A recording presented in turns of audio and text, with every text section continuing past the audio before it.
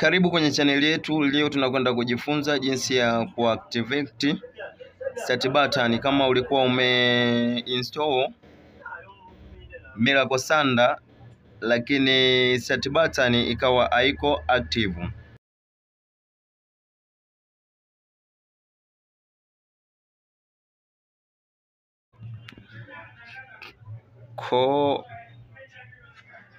Kwa hiyo hatua ya kwanza tunakwenda ku open file location.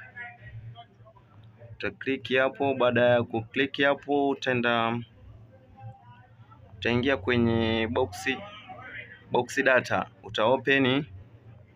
Baada ya hapo utashuka chini, uta delete endo.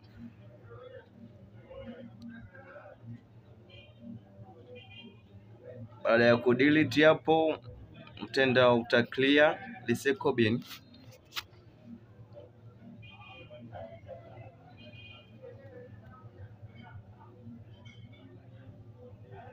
Hapa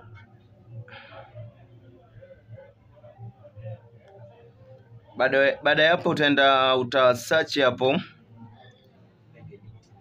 uta search legedit.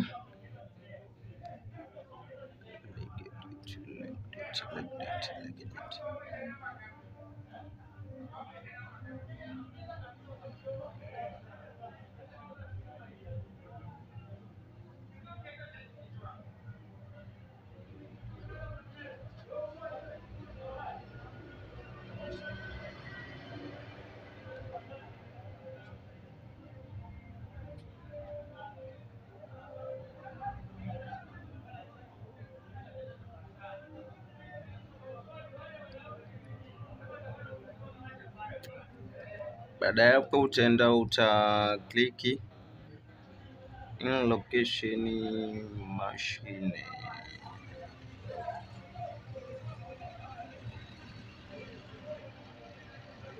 Baada ya hapo uta open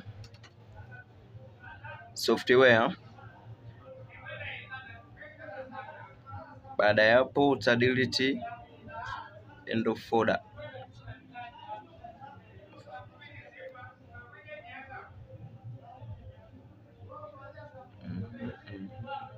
Utakwenda ku open nimeelekeza.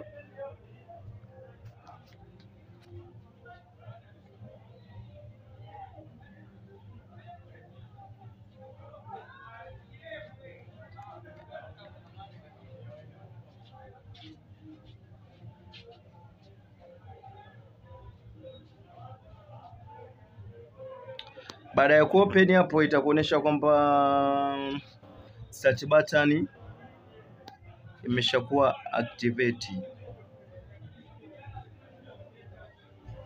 Usisahau kusubscribe na kubonyeza alama ya kengele ili kuwa wa kwanza kupata video zetu.